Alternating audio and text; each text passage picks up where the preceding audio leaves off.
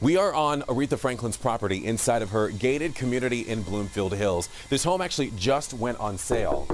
Let's take a look inside. Back in 2019, a Detroit area property went on the market that once upon a time belonged to music royalty. The estate, once listed for $800,000, then put back on the market for over $1 million, was the place where the late Queen of Soul Aretha Franklin once called home. Another one of her properties, located on the Detroit Golf Course and built in 1927, sold about a year prior for $30,000 to a developer as it was in a state of disrepair. Today we'll check out two former homes of legendary singer Aretha Franklin. We even found the listings. In these videos, we don't reveal any addresses, and even though I've done a house tour of my own place, please do not show up at any private residences because it's not safe for anyone. Aretha Franklin was a singer, songwriter, actress, civil rights activist, and more who passed away at age 76 in 2018. She grew up singing gospel music in a Detroit church where her father was pastor and signed her first recording contract at age 18. Despite this, Aretha didn't reach her mega success until she switched to Atlantic Records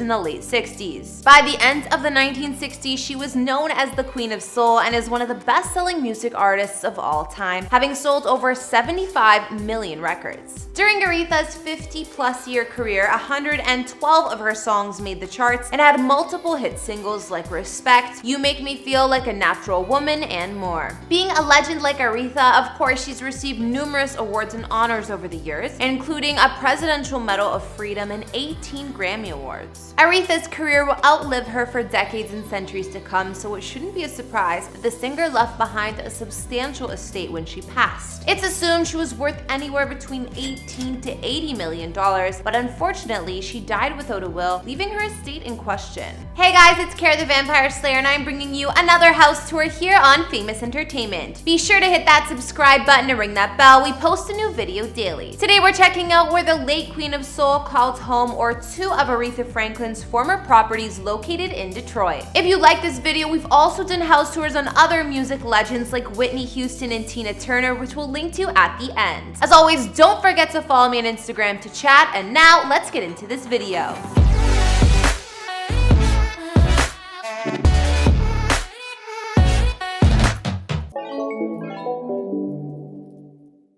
In 2019, one of Aretha's longtime homes came up on the market for $800,000, and then after being taken off the market, returned with a respectable price increase to $1.2 million.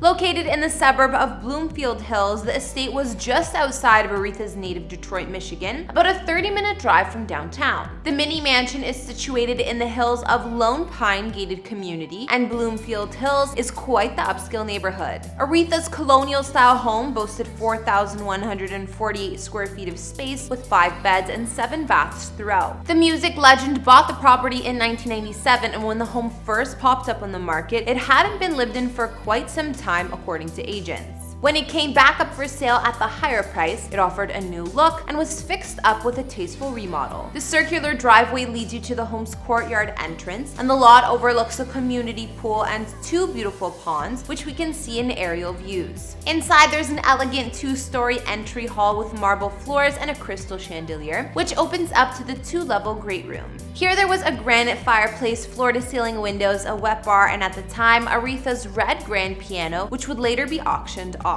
While the home was upgraded and modernized, it maintained a classic feel along with much of the original features from when Aretha lived there. The Queen of Soul also loved to cook, and while the gourmet kitchen was fresh and polished with white cabinets, black granite counters, and an oversized island, they were able to keep Aretha's original appliances. There is also a breakfast nook, and a Sub-Zero fridge was added according to listing materials. Even the stylist who staged the home said whoever's so lucky to get this space will be cooking in the Queen of Soul's kitchen.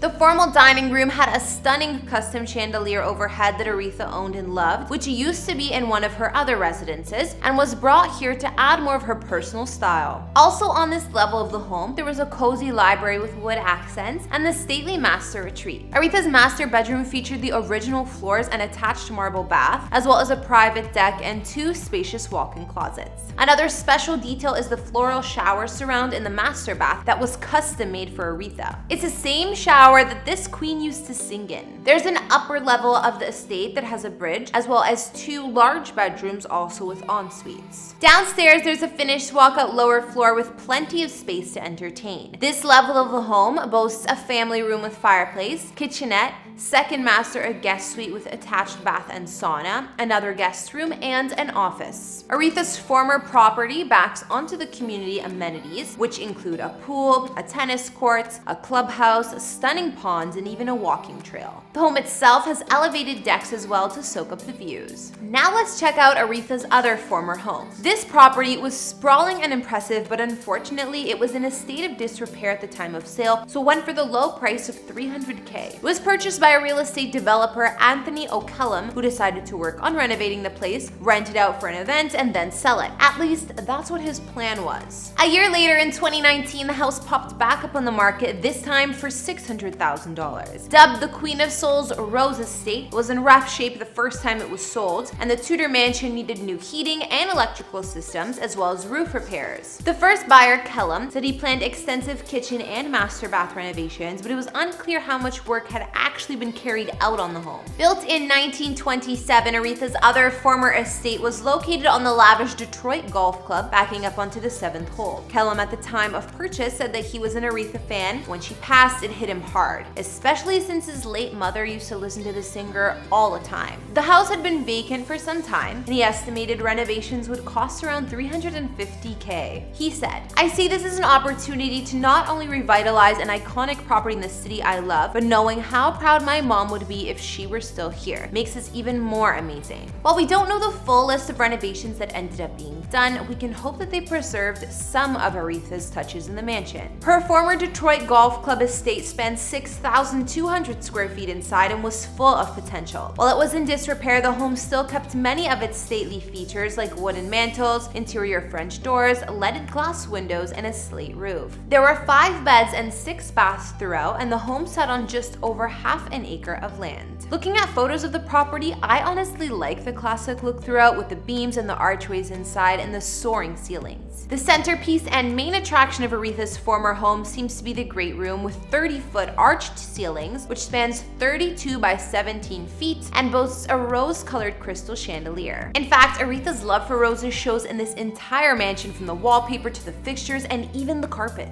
We see this large imprinted carpeted rose in the great room, and it's also said that Aretha lived here when she recorded the song "A Rose Is Still a Rose" in 1998. There's an outdated kitchen, but it still had plenty of space should it be upgraded. There's also a beautiful sunroom, which listing materials call the solarium. This space had stone arched walls and overlooked both the terrace and the golf course outside. The first level of Aretha's home is complete with formal dining room, family room, library, and breakfast nook attached to the kitchen. The central staircase leads up to a private master retreat on the north side of the mansion that features a bedroom, a sprawling master bath, dressing room, and then elsewhere there's 2 separate bedrooms that share a bathroom. At the time this home was listed, you could still see the Queen of Souls' unique style throughout, and a couple of her artifacts were present. These include her quilted pink bed in the master bedroom and a lot of that rose wallpaper. There's even a bathroom with roses painted all over. On the south side of the mansion, 2 more sprawling bedrooms connect with a bathroom that had multicolored tiles covering the entire space from the walls to the floor, while another bathroom boasted a red tub and a fireplace. The property also had a heated 3-car garage. After looking at those 2 former estates of Aretha Franklin, I know some of you might be wondering where she lived before she passed away. She actually hadn't lived in either of those mansions for a few years and was living at Riverfront Towers, located in downtown Detroit at the time of her death.